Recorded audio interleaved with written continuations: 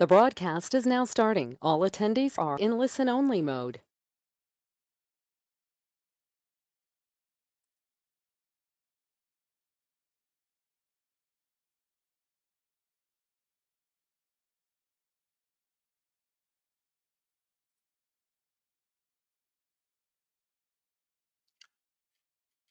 Okay, hello and welcome. I'm Professor Wynn, an IELTS instructor here at Avant Healthcare, and welcome everyone to our presentation today, 3 IELTS Vocabularies, Activity 3. If you've been here for last Tuesday and Wednesday and yesterday, we covered the first 2 parts of this 3-part series on IELTS vocabularies. In part 1, we looked at how to improve your vocabulary, why it's important to improve your vocabulary, and also what I call regular vocabulary, vocabulary that you would come across in your reading, that you would want to note down in a vocabulary notebook, and to study regularly, because you're going to need these words when you paraphrase the vocabulary in the speaking prompt and in the writing prompt. And also to, of course, use these words when you're writing your essay, writing task 1, or giving your answers in the speaking test. So today we're looking at part 3, the last part of the series, actually topical vocabulary.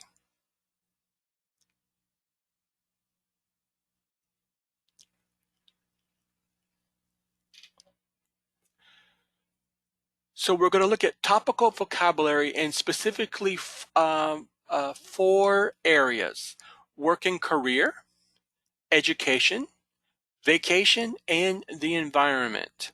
Now, if you've been reading the IELTS Corner every week, and the latest one will come out later today, you may have noticed that I've included these vocabulary files. These vocabulary files on certain topics. So we're going to review over 3 of those from the previous IELTS Corners, and also the one for this week, which will be about the environment.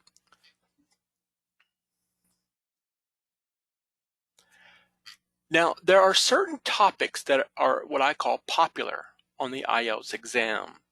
Those are career, health, environment, education, development, transportation, crime, technology, public affairs, and tourism.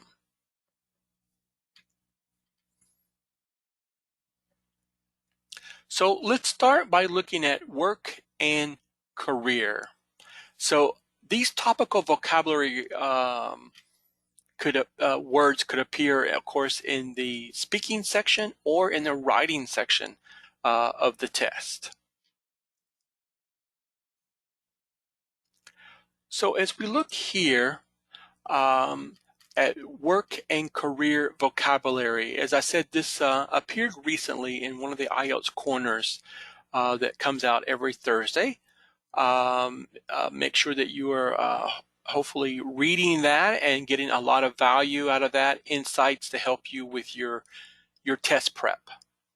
Okay, so I divided this up, these I guess you could call them files, these vocabulary files, this one on work and career, into verbs, nouns, and phrasal verbs, idioms, and collocations, which of course is the topic that we looked at yesterday in part 2 of this series. So we have verbs like to outsource, when companies, hand off work to third parties to do their work for them. They don't do it internal, they do it externally. Nouns such as division of labor or gig economy, self-employment on a project-by-project basis. So pay attention to the vocabulary that we discuss or that I highlight, because we have an activity at the end of the program to test your knowledge of these terms. And since you've seen 3 of these 4 panels before, you should have a pretty good knowledge of most of the terms that we're talking about. And then for phrasal verbs, idioms, and collocations, on-the-job training, job satisfaction, perk. perks, these rewards that an employer gives besides the money that you're paid every Friday.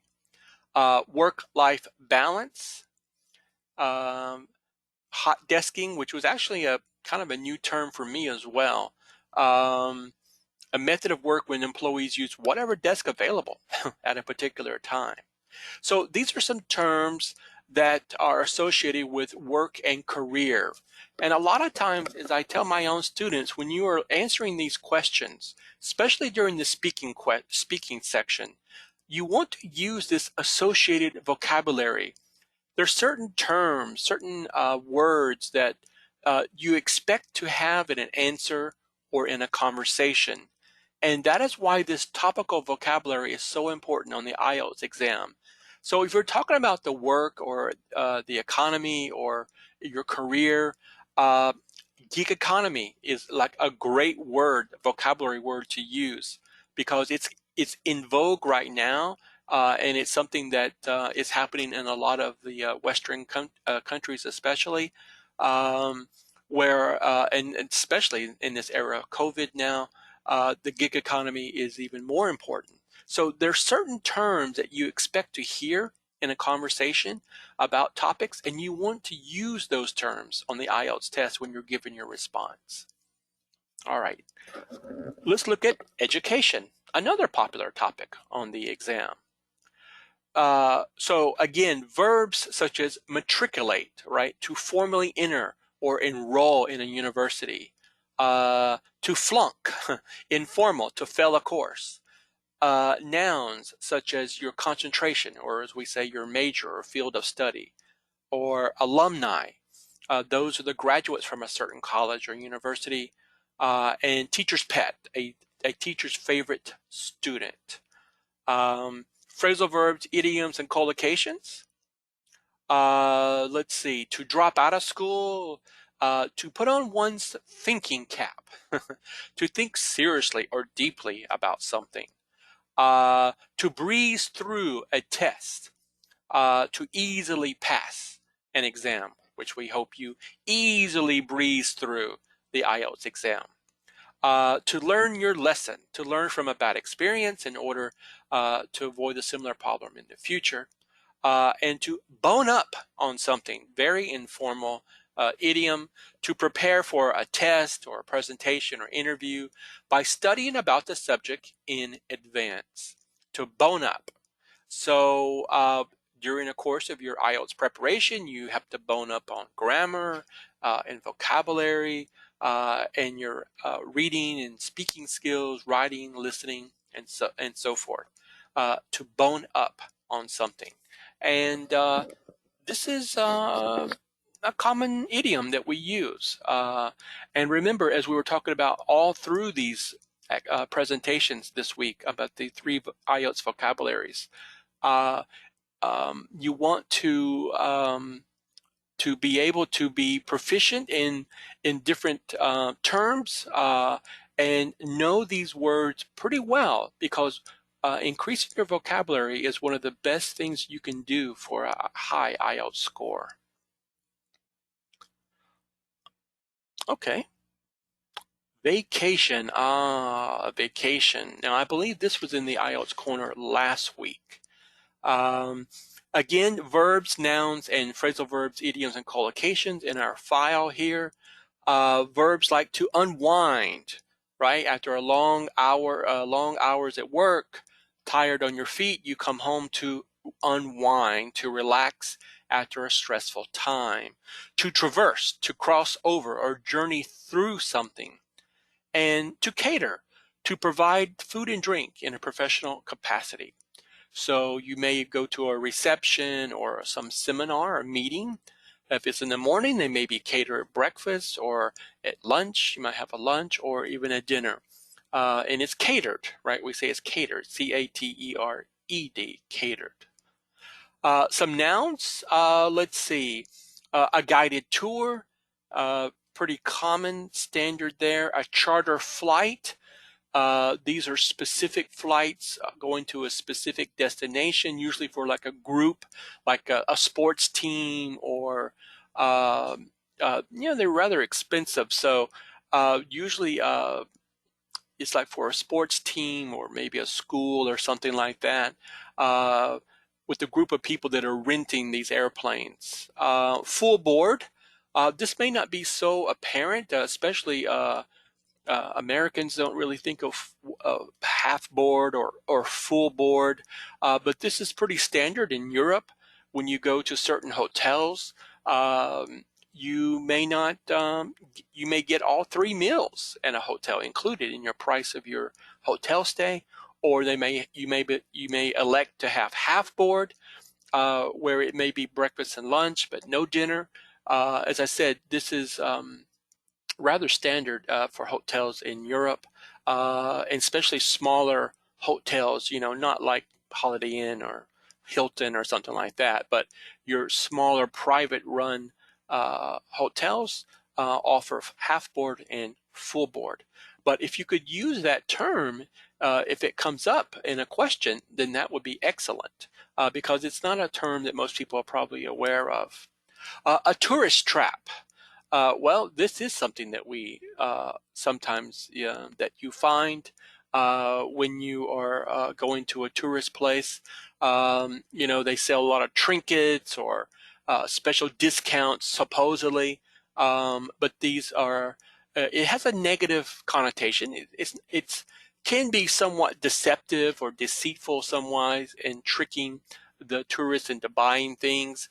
But a lot of times you realize that it's a tourist trap, and you want to get the T-shirt, or you want to get the little small Eiffel Tower or something like that, and you buy it anyway, even though you know it's a tourist trap. Sometimes you don't mind going there.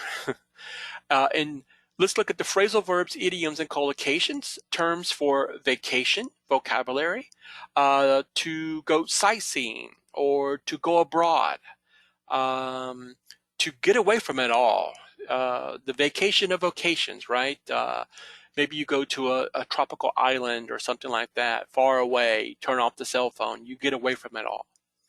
Or to go off the beaten path, for example, to visit an uncommon or remote place, right? It's far from civilization. You don't want to go, you don't want to be bothered by the cell phone going off, or the internet or Instagram or something like that. You go off the beaten track, we say. And to broaden one's horizons, to have a new experience. So these are some good starter terms for vacation vocabulary that you could use on the IELTS exam. Travel comes up pretty often. Tourism comes up rather often on the IELTS test. And as I said, this could come up during the vocabulary, during the writing or speaking part of the exam. So it's very important to stay in touch with your topical vocabulary. And finally, file number 4, this is what's going to be in the IELTS Corner edition this week, which is going to come out later today, the environment. So this is a topic that's very important on the exam as well.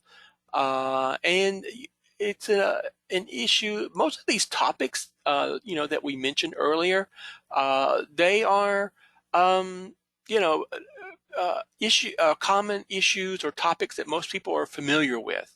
They're not going to ask you about nuclear energy or something like that. Maybe solar energy or things like that in general that people have a good knowledge of or general knowledge of. So the environment is certainly a popular choice on the test. So for verbs, we have to commute, right? If you travel back and forth between your job and your house, then you are a commuter, which is the noun form, and you are commuting, which is the verb form.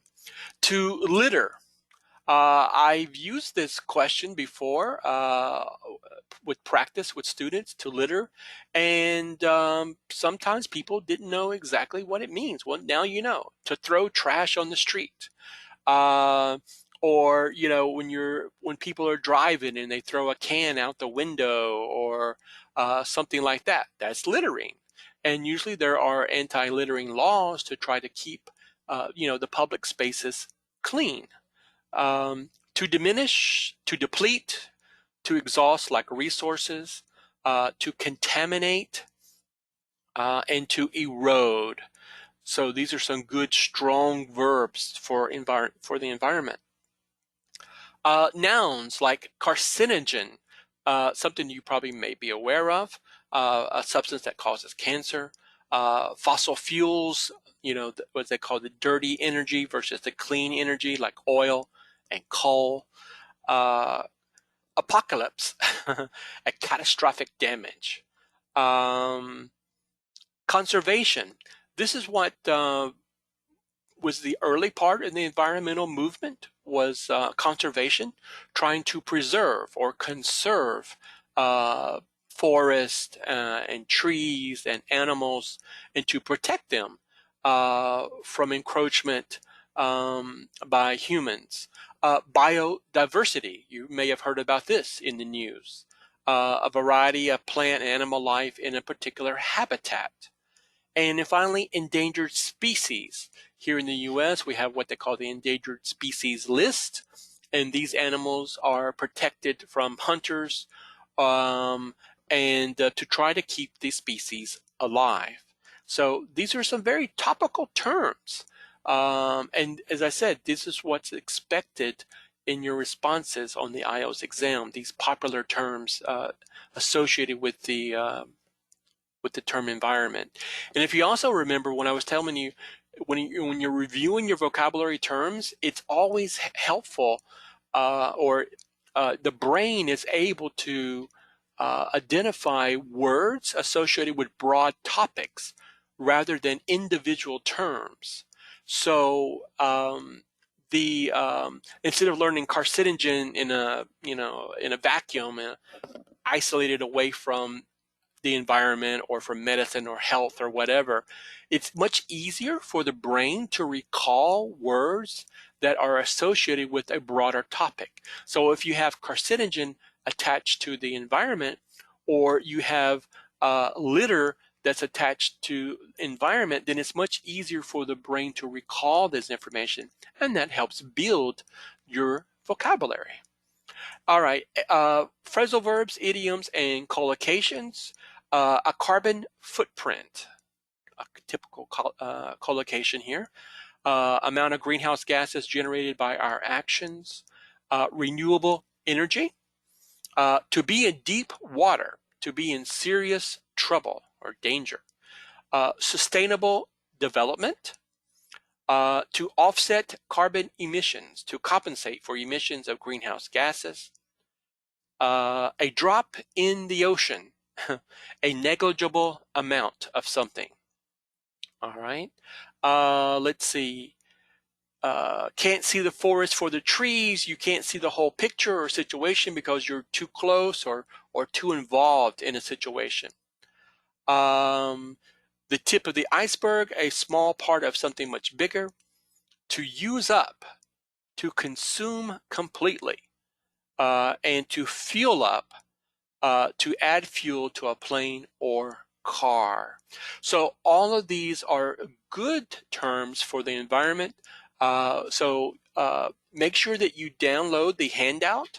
I forgot to mention it at the top of the presentation, but make sure you downloaded the handout, which has all of the slides for this presentation, including these files for vocabulary, so that you'll have them now to study on the test. Okay, so let's see how well you've been paying attention, or maybe you already know some of these terms. So we have a matching here. We need to match these 10 terms to their definition. A carcinogen, to put on your thinking cap. Tourist trap, to downsize, to use up. Gig economy, to go off the beaten track, to bone up on something, to be in deep water, and perks.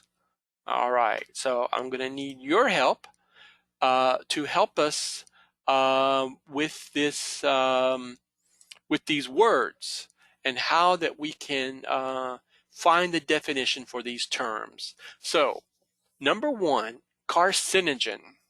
Carcinogen. Who can help us out with carcinogen? Looks like Ariane is here today. All right, Ariane, can you help us out? Go ahead. Hello, Ariane. Hi. Hello there. Hi. Can you help us out? Carcinogen. Yes. Yes, sir. Carcinogen is a harmful cancer-causing substance. Letter Okay. C. Okay, thank you very much. So letter C, You- correct. Letter C, harmful cancer-causing substance. All right. Aha. Now you may have to put on your thinking cap to get this one correct. To put on your thinking cap. Who has that one? To put on your thinking cap. Who has the answer for that one? To put on your thinking cap.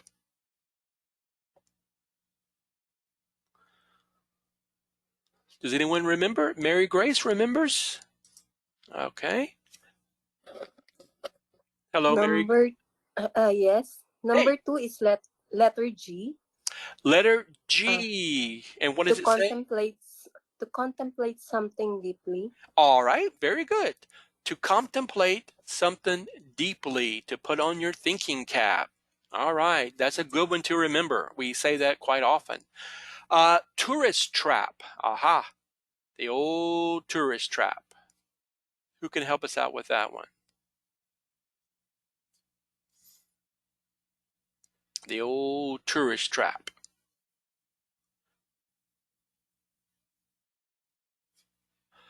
Jennifer has her hand up. All right, Jennifer, let's go to you. Jennifer, can you help us out? Tourist trap. Can you unmute yourself? Letter F, a store to cheat unsuspecting tourists.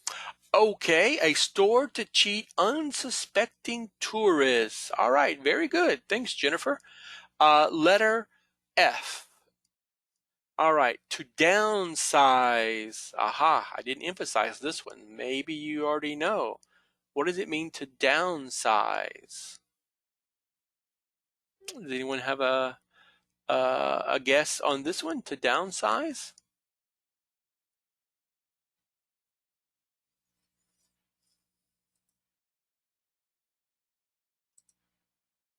To downsize. Okay, all right. So DC says to reduce staff, which is letter J. Very good. And Pamela has that one as well.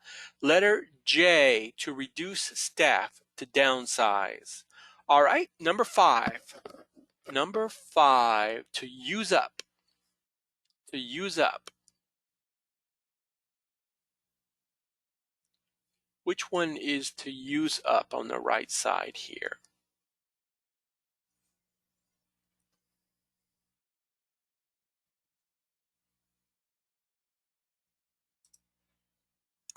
Letter H seems to be the consensus here. Marniel says letter H. Letter H, to consume completely. Very good. To use up. To consume completely. All right. The gig economy, number 6. I made a point of talking about this. The gig economy, something that we're in right now. Certainly very prevalent in the U.S. I heard some kind of statistic about, I don't know, like a third of the jobs were part of the gig economy today. So what do we have here for the gig economy? And it looks like, let's see, Marinell and DC, they said letter A. All right, very good. Letter A. Self-employment from job to job. All right, so project by project basis, right?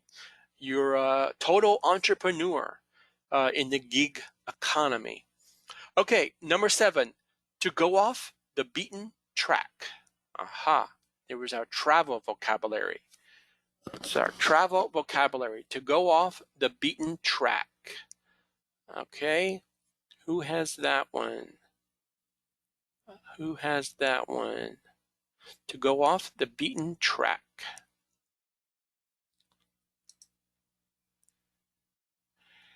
Ariane, do you have that one as well? To go off the beaten track. To go off the beaten track. Letter I, it's to visit a remote location. Okay, so if you go off the beaten track, then very good. You go off and visit a remote location. All right, we're getting through these here. To bone up on something. Aha, this was from our education file. To bone up on something. Who has that one? To bone up on something. All right. And Pamela, you're correct. Letter D. To study a subject a lot before a test, an interview, etc.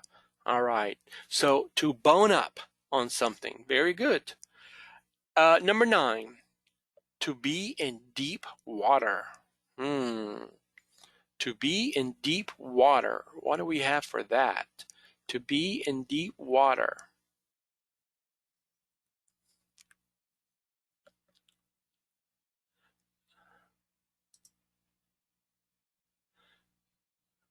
All right, Ma Katrina, are you there? Hello? Hello, are you there? Ma Katrina? Okay. Let's see here. Who has the answer to that one? Number 9, to be in deep water. Arnaldo, okay, great. Letter E, to be in trouble. To be in trouble. To be in deep water. Very good, Arnaldo. And number 10 here, perks. Number 10, perks. What do we have there for perks? What do we have for perks? Who has that one? Perks.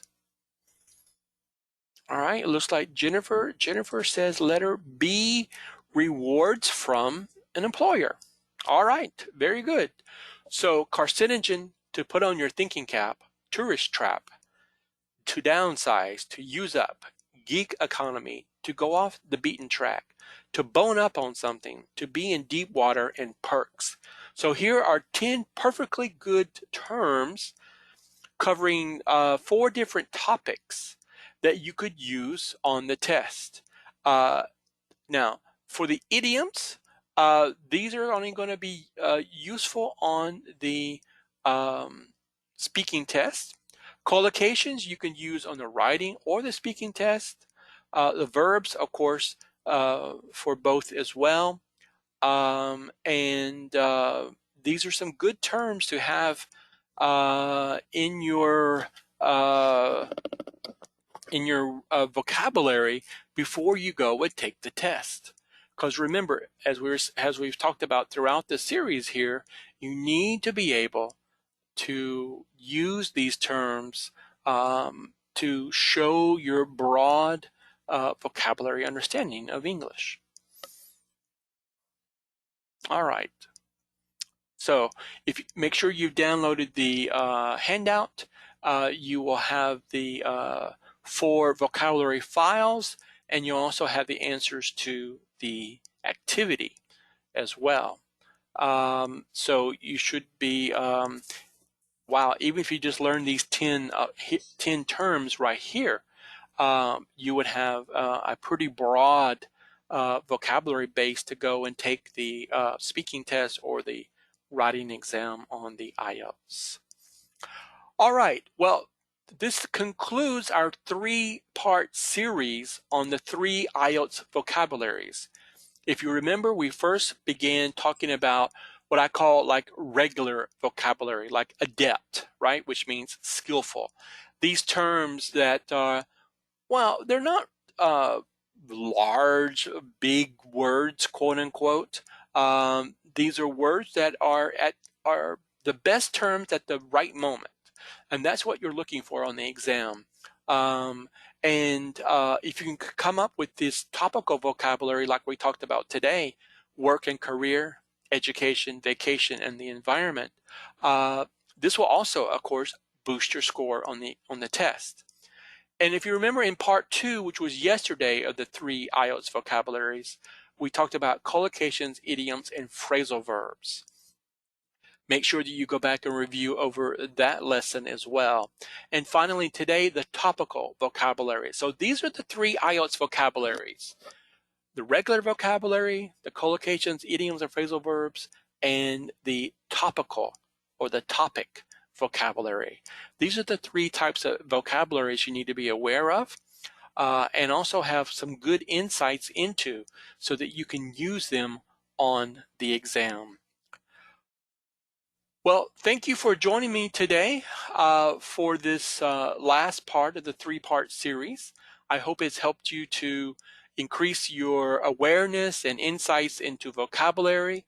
Continue to stay tuned for more seminars to help you boost your English and IELTS skills before the exam. Remember, the IELTS Corner is going to come out later today. The latest edition will come out later today. So you'll have that as well. And that's a weekly resource that we have to help you to study and get the skills that you need. Does anyone have any questions over the 3 IELTS vocabularies or the lesson for today? Are there any questions that you have?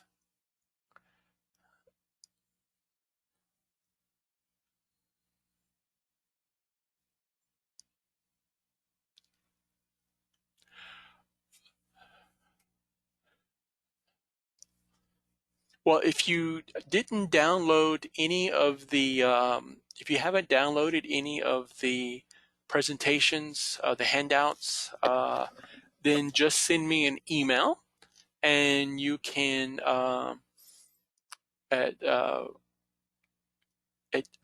can send me an email, and I can send those to you. If you need them, I can send you the PDF. But make sure you download today's handouts before you leave. Okay, yeah, just send me an email and I can send those to you. Someone did that yesterday and I was able to get that out to them. All right, well, again, thank you for being with me today. Enjoy the rest of your day and good luck on the IELTS test. Thank you very much.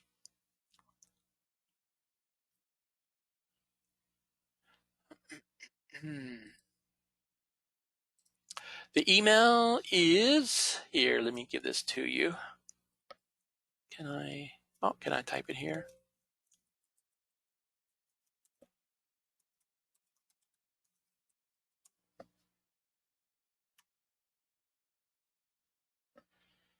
There you go.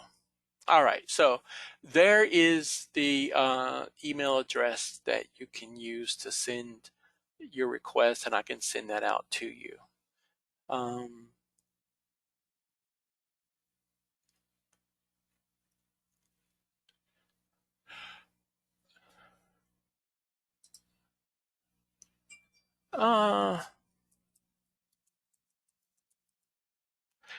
And if you have any other questions, go ahead and send them to my email address as well, and I will take care of them from there, okay? I'll make sure they get to the, if I can't answer your question, I will forward them on to a department in Avant that can help you, okay? Thank you very much and have a good rest of your day.